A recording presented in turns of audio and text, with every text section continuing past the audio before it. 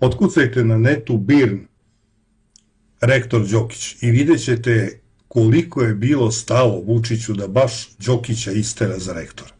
Kad su oterali Ivanku Popović, bilo je stani pani, aut Đokić, aut nihil, ili Cezar ili ništa, odnosno ili Đokić ili ništa. Po svaku cenu Đokić. I sad se Đokić odmetnuo od gospodara svoga i što se odmetnuo, nego mu se ništa ne dešava.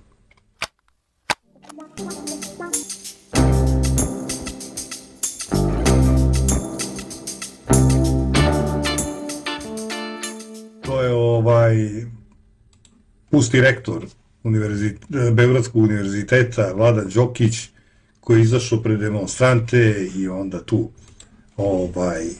se raskokodakao i te stvari i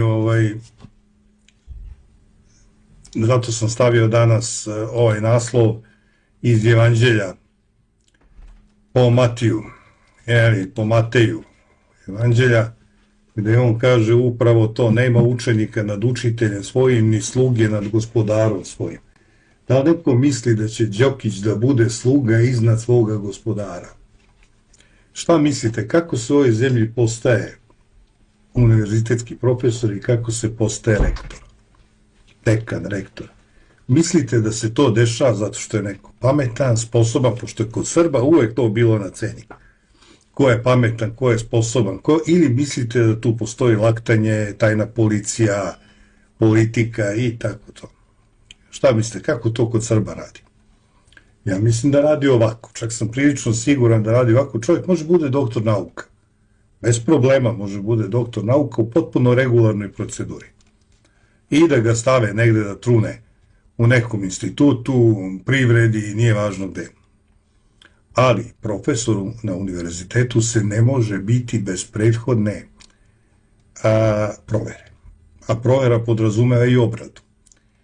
To je verovatno slučaj u Americi, u Rusiji i verovatno je slučaj u Engleskoj. Slučaj je verovatno svuda takav. Manje ili više radikalno, ali svuda je tako. Šta mislite, kako je Đokić stigao do ovde? Otkucajte na netu BIRN rektor Đokić i vidjet ćete koliko je bilo stalo Vučiću da baš Đokića istera za rektora. Kad su oterali Ivanku Popović, bilo je stani pani, aut Đokić, aut nihil, ili Cezar ili ništa, odnosno ili Đokić ili ništa. Po svaku cenu Đokić.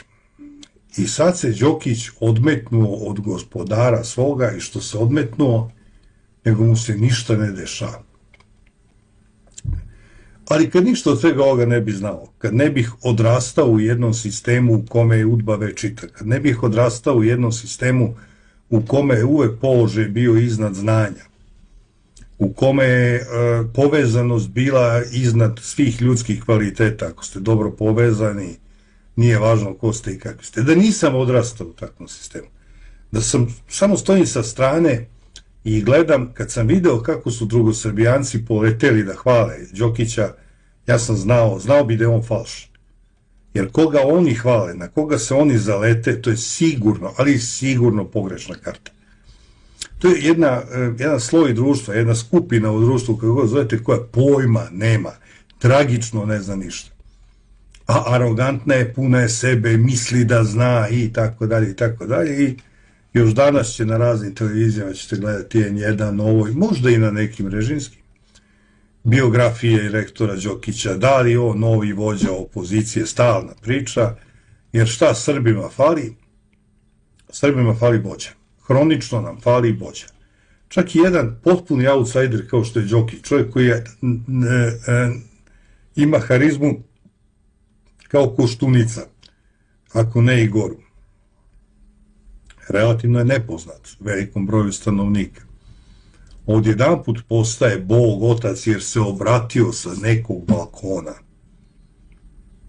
To je neverovatno kako se u Srbiji pravi karijera i kako Srbima promiče prevara. Ne da promiče prevara, nego katastrofalno promiče prevara. I naravno posle se razvila se diskusija na raznim profilima, stranicama, grupama, na društvenim mrežama se razvila, drugosrbijanci dominiraju, kao evo ga, spasilac i tako dalje, spasilac Šipak. I moj drug Ocev, jedan momak koji je malo je reći prepametan. Malo je reći prepametan. Govori otrežnjujuće reči, potpuno otrežnjuje, logično otrežnjujuće, onako, kaže, nama su Gagi Jovanović i rektor univerziteta najmudrije glave. A zašto? Zato što osobi prosječnih kapaciteta srce zaigra do govore, evo recimo da približno citiram, ne plaše se oni kriminala, plaše se obrazovanja, to je rekao Đokić. Kaže, kad ti tu srce zaigra, ti si omamljen i dalje ne gledaš i ne čuješ, samo kličeš, samo neke srce parajuće i žestoko. Ovo je narod koji guta meksičke sapunice, kafanske pesme i lake rime. Zaigralo mu je srce i na Đokićeve govore, sve mu uzmeš, sve mu prodaš, samo mu recituj. Voli emociju više nego matematiku, poeziju će svi pisati. Ovo je narod duboko u nesvesnom spava i boli u spavanki. I sad diskusija je ispod toga, ima par ljudi koji to vide potpuno racionalno i međutim kakve budale tu komentarišu. Srećom ima i nadprosečnih ljudi koji mogu da prozru sve. Ne vidim nikakvu poeziju ovde, čovjek samo taksativno izneo činjenice. Dakle, napad idiota. Napad idiota na pametnog čovjeka, što je u Srbiji light motiv. To se dešava svakodnevno na mnogo tačaka. Zar stvarno verujete u samonikle pojave u regulisanoj stvarnosti? Stvarno verujete u usamljenog kauboja koji dolazi i istera kriminalce iz čaršije neke na diljem zapadu? Pa to su romani, to nije život. Taj Đokić da bi stigao do ovde, morao je mnogo dupeta da celiva. Ovde nema naivnih u ovim stvarima. Nema nikoga ko je progurao Đokića da ga nije uremio, da ga nije doveo u zavistan odnos. I šta ćemo sad da radimo? O, Sorabi, opet ćete da poletite za novim vođom, koji će da vas proda na nekoj krivini tamo u budućnosti. Dobro. To se ne može sprečiti, to leži u nama, samo što prvo Srbijanci izvikuju hajduke i barabe druge vrste,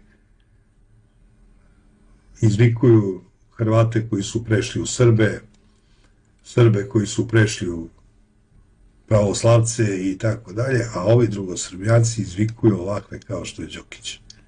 Tragično. Tragično. Jedna pojava na balkonu i počinje fantastična biografija.